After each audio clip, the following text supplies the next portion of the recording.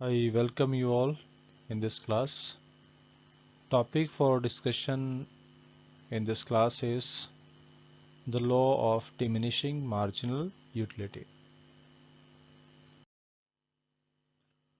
So let us discuss about this activity. Suppose you are given the 8 glasses of juice with the same amount of juice in the glasses, same size of glass and same quantity of juice in each glass, and you are asked to drink the juice continuously, one glass after that another one. मतलब आपसे ये कहा गया है कि ये जो juice के ग्लासेस हैं इसमें आप सभी के सभी जूस के ग्लासेस को एक साथ आप यूज़ करेंगे। एक साथ मतलब जैसे आपने पहला ग्लास फिनिश कर दिया, उसके इमीडिएटली बाद दूसरा, उसके बाद तीसरा, उसके बाद चौथा, इस तरह से। मतलब बीच में आपने कोई ब्रेक नहीं लेना है, बीच में कोई टाइम गैप नहीं आना चाहिए। तो आप यहाँ दो चीज़ों पे फोकस कीजिए। पहली चीज़ कि जिस चीज़ का आप कंजम्पशन कर रहे हैं उसकी यूनिट्स क्या हैं, सेम है। यहाँ आप देख रहे हैं कि ग्लास का साइज़ भी सेम है और उसके अंदर जो जूस की क्वांटिटी है वो भी सेम है। मतलब हम यहाँ सेम यूनिट के कंजम्पशन की बात कर रहे हैं। मतलब जितनी भी यूनिट्स हम यहाँ कंज्यूम कर रहे हैं वो सभी सेम साइज़ की है।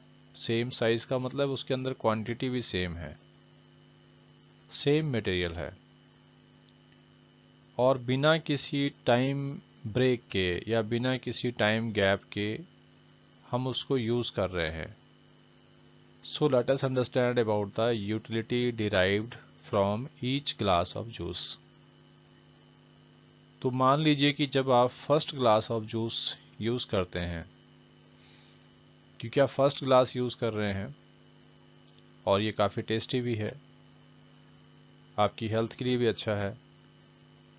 तो जब आप first glass of juice use कर रहे हैं, मान लीजिए आपको उससे मतलब एक अच्छी सेटिस्फेक्शन मिलती है, आप उससे खुश हो जाते हैं। तो मान लीजिए आपको जो यूटिलिटी मिली वो मिली 20।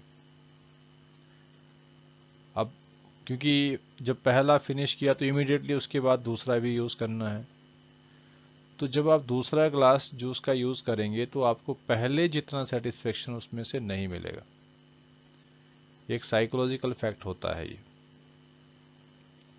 मतलब कि पहली बार जब हमने उसको यूज़ किया तो वो ज़्यादा अच्छा लग रहा था, ज़्यादा उससे सेटिस्फेक्शन मिल रही थी।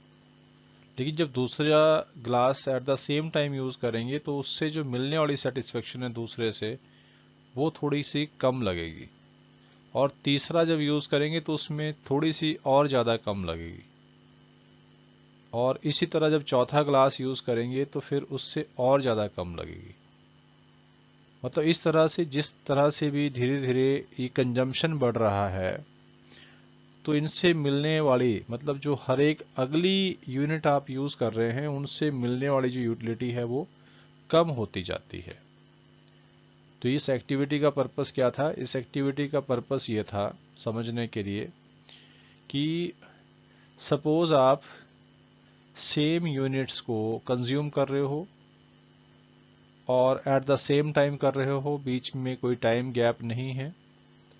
तो जब आप किसी भी चीज़ की एडिशनल यूनिट्स का कंजम्पशन करते हो तो हर एक अगली यूनिट से मिलने वाली जो मार्जिनल यूटिलिटी है वो कम होती जाती है, वो डिक्रीज होती जाती है।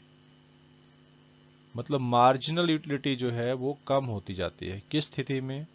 जब आप किसी एक ऐसी चीज़ का कंजम्पशन कर रहे हो जिनकी यूनिट सेम है और बिना किसी टाइम ब्रेक के या बिना किसी टाइम गैप के एट द सेम टाइम आप चीज़ों का कंजम्पशन कर रहे हो, उस चीज़ की यूनिट्स का कंजम्पशन कर रहे हो। तो जब किसी भी चीज़ की एडिशनल यूनिट्स का हम इस्तेमाल करते हैं एट द सेम टाइम बिना किसी टाइम गैप के, तो प्रत्येक अगली जो additional unit of the commodity होती है उससे मिलने वाली जो मार्जिनल यूटिलिटी होती है वो कम होती जाती है। सो ये था activity. Now let us discuss about the law of diminishing marginal utility. Let us discuss about this law of diminishing marginal utility. तो जैसा अभी हमने एक्टिविटी के माध्यम से समझा कि law of diminishing marginal utility states that what, as more and more units of a commodity are consumed, marginal utility derived from every additional unit must decline। जो law of diminishing marginal utility है या घटती सीमांत उपयोगिता का नियम है, वो ये बताता है कि जब किसी भी वस्तु की अतिरिक्त इकाइयों का उपभोग किया जाता है तो प्रत्येक अगली इकाई से मिलने वाली सीमांत उपयोगिता कम होती जाती है। Means with consumption of more and more units of the same commodity are consumed, then marginal utility derived from each successive unit goes on diminishing। प्रत्येक अगली इकाई से मिलने वाली सीमांत उपयोगिता कम होती जाती है। जैसा अभी हमने पिछला वो एक्टिविटी करा था उसमें हमने इसको डिस्कस किया कि जब आप एडिशनल जूस ग्लास को यूज कर रहे हो तो अगले यूनिट से मतलब अगले ग्लास ऑफ जूस से आपको मिलने वाली जो सेटिस्फेक्शन है वो क्या हो रही है, कम हो रही है। और इसी को हम क्या कहते हैं, law of diminishing marginal utility. इसी लॉ को फंडामेंटल लॉ ऑफ सेटिस्फेक्शन भी कहा जाता है या इसी को हम फंडामेंटल साइकोलॉजिकल लॉ भी कहते हैं। और इस लॉ की जो अजम्पशंस हैं वो क्या है, only standard units are consumed.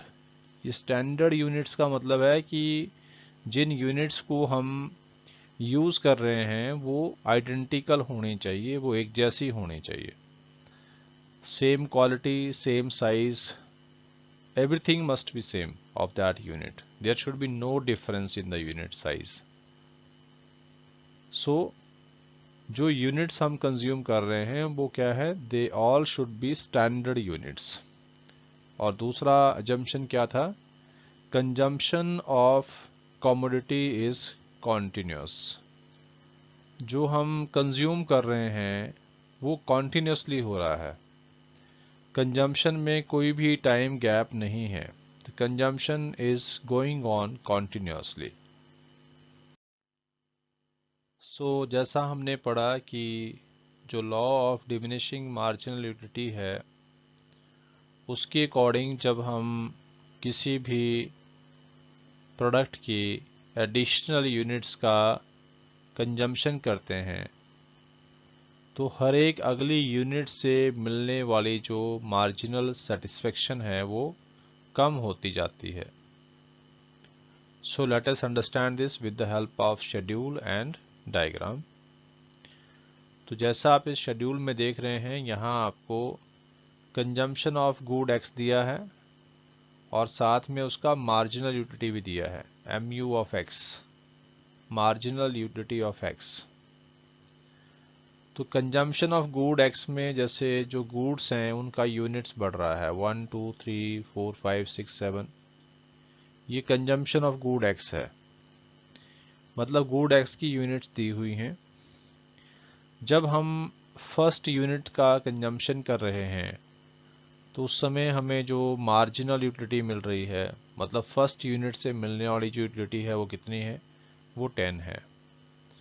जब हम दूसरी यूनिट का यूज़ करते हैं तो उससे मिलने वाली जो यूटिलिटी है वो कितनी है, 8 है। और थर्ड यूनिट से मिलने वाली यूटिलिटी 6 है, फोर्थ से मिलने वाली 4 है, और इस तरह से अगली हर एक यूनिट से मिलने वाली यूटिलिटी कम होती जा रही है। और यही जो है law of diminishing marginal utility भी होता है कि जब आप एडिशनल यूनिट्स का कंजम्पशन करेंगे तो अगली यूनिट से मिलने वाला जो मार्जिनल यूटिलिटी है वो लगातार कम होता जाएगा। वही चीज़ यहाँ शेड्यूल के माध्यम से आपको बताई जा रही है। So now let us understand this with the help of this diagram. तो जैसे आप देख रहे हैं यहाँ पर ये एक्स एक्सिस है। एक्स एक्सिस पर जो है वो यूनिट्स ऑफ कमोडिटी कंज्यूम्ड यहाँ शो की गई है, यहाँ यूनिट्स हैं। और वाई एक्सिस पे यहाँ मार्जिनल यूटिलिटी को शो किया गया है। तो जब हम फर्स्ट यूनिट का कंजम्पशन कर रहे हैं, ये फर्स्ट यूनिट है यहाँ पे, तो उस समय हमें जो यूटिलिटी मिल रही है वो कितनी मिल रही है, 10, जो ए पॉइंट के द्वारा शो हो रही है। जब हम सेकेंड यूनिट का कंजम्पशन कर रहे हैं तो फिर मार्जिनल यूटिलिटी कितनी है, बी पॉइंट पे 8। और जब थर्ड यूनिट का कंजम्पशन कर रहे हैं तो उससे मिलने वाली जो यूटिलिटी वो कितना है, वो है आपकी सी पॉइंट पे 6 यूनिट्स। और उसके बाद फोर्थ यूनिट जब हम यूज़ कर रहे हैं तो हमें सेटिस्फेक्शन मिल रही है 4 यूनिट्स की, मतलब डी पॉइंट पे हैं हम लोग। और फिफ्थ यूनिट के कंजम्पशन पे हमें यूटिलिटी मिल रही है 2 यूनिट्स, मतलब ई पॉइंट पे। और अगले पॉइंट पे ये और ज़्यादा कम हो रही है। सो इसका मतलब क्या है कि यहाँ पर जो है आपका जो मार्जिनल यूटिलिटी कर्व है ये नीचे को डिक्रीज हो रहा है, एम यू इज़ डिक्रीजिंग, ये लगातार कम हो रहा है।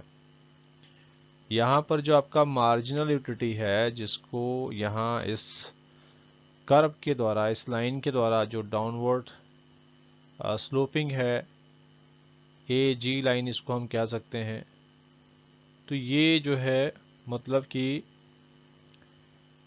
मार्जिनल यूटिलिटी को शो कर रही है। तो ये डायग्राम यही शो कर रहा है कि जब हम किसी भी चीज़ की एडिशनल यूनिट का at the same time use कर रहे हैं तो प्रत्येक अगली यूनिट से मिलने वाली जो मार्जिनल यूटिलिटी है वो लगातार कम होती है। और वही चीज़ आपको यहाँ इस शेड्यूल और डायग्राम के माध्यम से बताई गई। अब आप इसको यूं रिकैप कर लीजिए कि law of diminishing marginal utility के अकॉर्डिंग जब हम सेम टाइम पे बिना किसी टाइम गैप के standard units of the commodity को कंज्यूम करते हैं तो प्रत्येक अगली यूनिट से मिलने वाली जो मार्जिनल यूटिलिटी है वो कम होती जाती है। और इसी को हम क्या कहते हैं, law of diminishing marginal utility. So that's all about this law. So dear students, if you find this content meaningful and helpful to you, then please share it to other students also, those who can be benefited from this. Thank you.